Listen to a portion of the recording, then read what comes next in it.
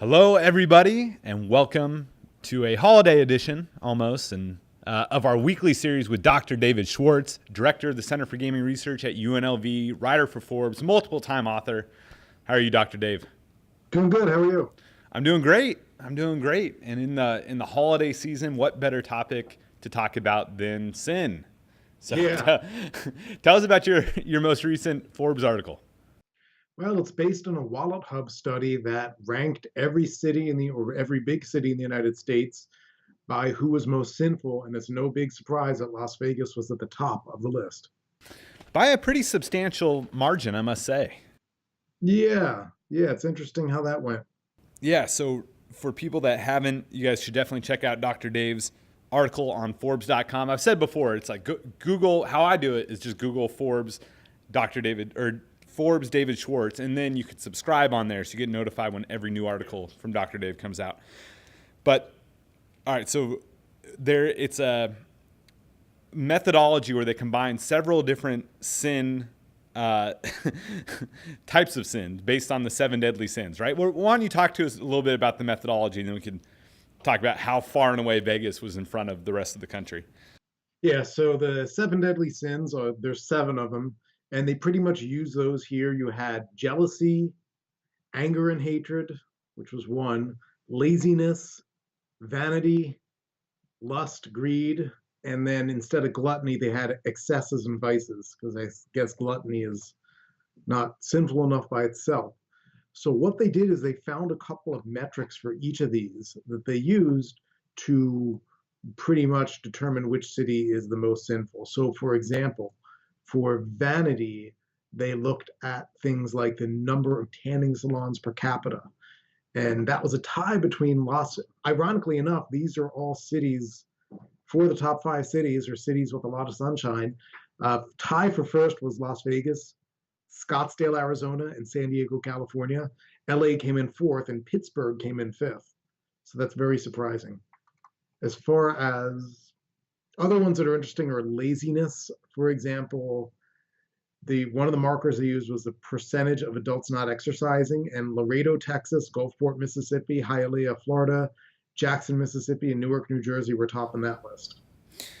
Yeah, I love this whole thing. It reminds me of like playing Madden football or any of these like EA sports games from back in the day where you'd see like the player rating and they'd be overall would be like a 99, then like speed, they're like a 98, and for basketball it'd be like jumping ability would be like a 90. So Las Vegas isn't number one in any of these ratings, but they're a very solid, well-rounded player when it comes to the sin game. And so their overall rating, the highest, was Las Vegas. They had 61.32.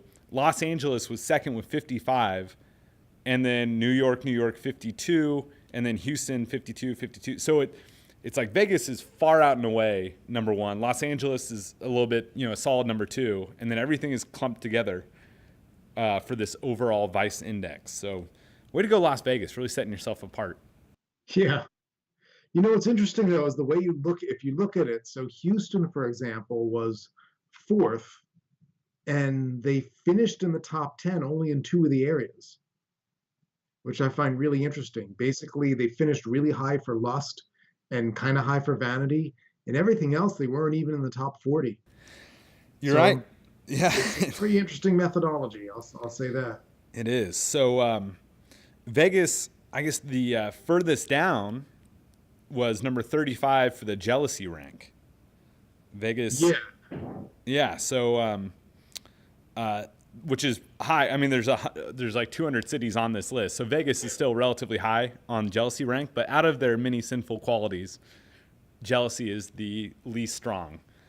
I thought the jealousy would be higher because it's based on thefts per capita. And if you consider the fact that so many people come to Las Vegas and many of them may be victim of a robbery, you would think, if you're looking at theft rates per capita for the residents, it would be a lot higher than it is. So I'm a little bit surprised at that Las Vegas is that low. I thought it would be much higher. Now, are you surprised by the categories where you did very well? You ranked so high: greed, vanity, and laziness. Or how are you proud of your performance? Greed's really interesting because greed one of the big markers there was the number of casinos per capita. So, and let me find. Okay, so greed. What was greed about? Casinos per capita. I guess the inverse of the charitable donations as a share of income, and then finally the share of adults with the gambling disorder. So you would think with the casinos and gambling disorder, Las Vegas would be really high, but Gulfport, Mississippi, which I think in this study also includes Biloxi, was the highest one, and Vegas was fifth. And Vegas's smaller stepbrother Reno was number 2. Yeah, Reno's right up there, so that's, I guess. Yeah. I didn't mean to offend. I love Northern Nevada. Probably calling it a little stepbrother wasn't the right thing to say, but it was funny because we've talked in previous conversations about how Reno used to be number 1 back in the day when Harrah's was getting going. They were, by gambling revenue, by overall revenue, was bigger than Vegas. Now, obviously, Vegas has far surpassed Reno, but not in greed. Reno still can hold that over Vegas's head. Yeah, this study agreed anyway, this measure of greed. Yeah, so it is interesting. So based on what you just said, like it's pretty much a casino metric, right? I mean, it's like if 2 out of the 3 things that they weigh or whatever it was, like casinos per capita, instance of gambling addiction, right? And then lack of donating to charity. Those were the big greed ratings. Which I'm not sure how applicable to greed that is. I just think number of casinos isn't really that applicable. Why didn't they look at the number of lottery tickets bought or something like that? Or even a non-gambling thing. I don't think gambling necessarily connotes with greed. You're right. You could look at white collar crime or something like that. That's a great point. I mean, embezzlement, maybe that's like such a small number that it's tough to turn it into a metric, but yeah. Well, congratulations, Las Vegas. Other notable casino cities that were on the list. So as you mentioned, greed, Las Vegas was number 5 behind Gulfport and Reno.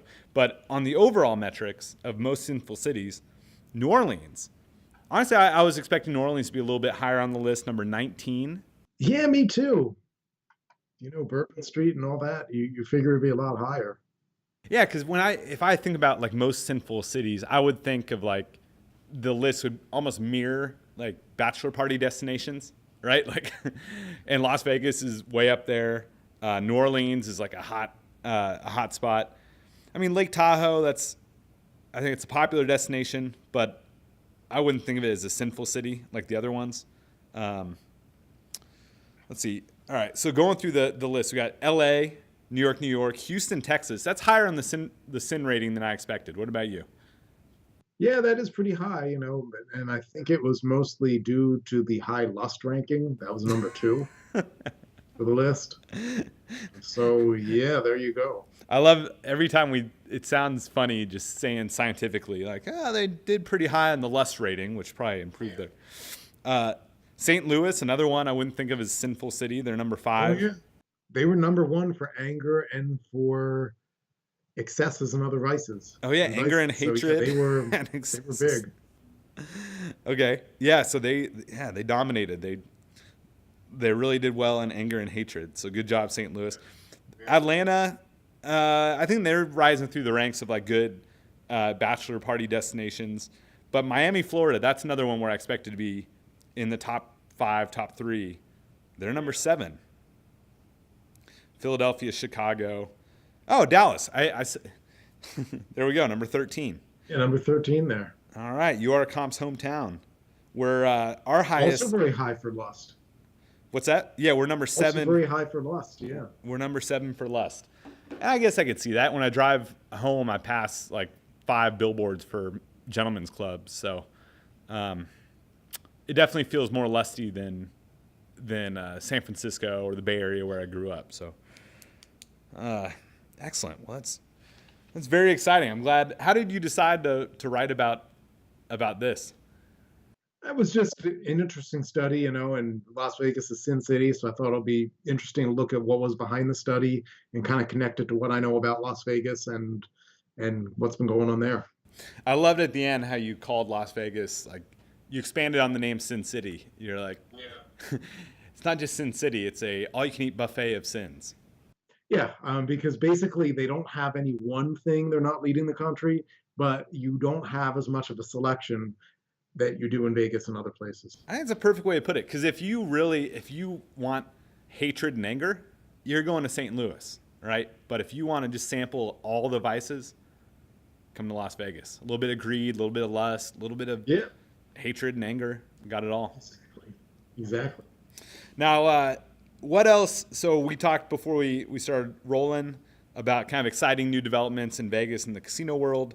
Tell me about what's going on downtown. What's happening there?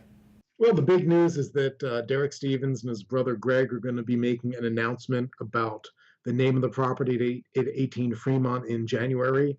And already there have been, some of the renderings have leaked out thanks to an EB5 website. So that's kind of an interesting thing. It looks really kind of fascinating for downtown. It's really unlike anything else down there. So I think it has a lot of potential. What does EB5 mean? EB5 or the V or a system, a whatever, yeah, system, we the right word, programs, probably the better word, where international investors can get a visa and potentially someday a green card or citizenship status in return for investing in projects that will put Americans to work here. Oh, okay. So the same program that works so well for the Lucky Dragon investors. Yeah, I mean that is the issue. Is sometimes it works and sometimes it doesn't. So you've got to really pick your investments carefully. But I think if you look at Derek Stevens' track record in downtown Las Vegas, it's definitely, fantastic. Totally. Yeah, I mean that seems like by far a safer investment than Lucky Dragon, where it's off the strip from people that I don't think they had any. Definitely not the track record of Derek Stevens, if they had a track record. Yeah, and you also have an existing player club base, so I'm sure that there's going to be no shortage of people that they can market this casino to just because they have a pretty robust players club, loyalty club. One thing I thought was really cool in the leaked photos or the leaked renderings, I should say, was the pool on top.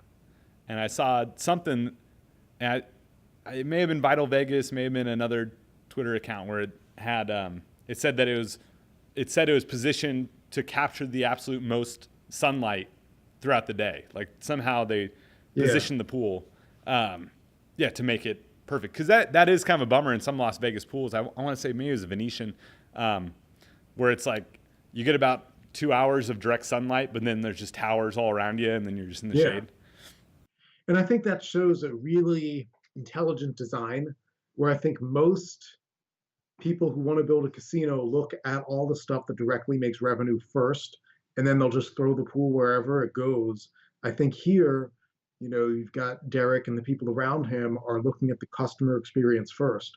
So I think a little detail like that really says a lot about how the rest of the place is designed. And if that's any, inkling of what's going on in the rest of the place, I think it bodes very well.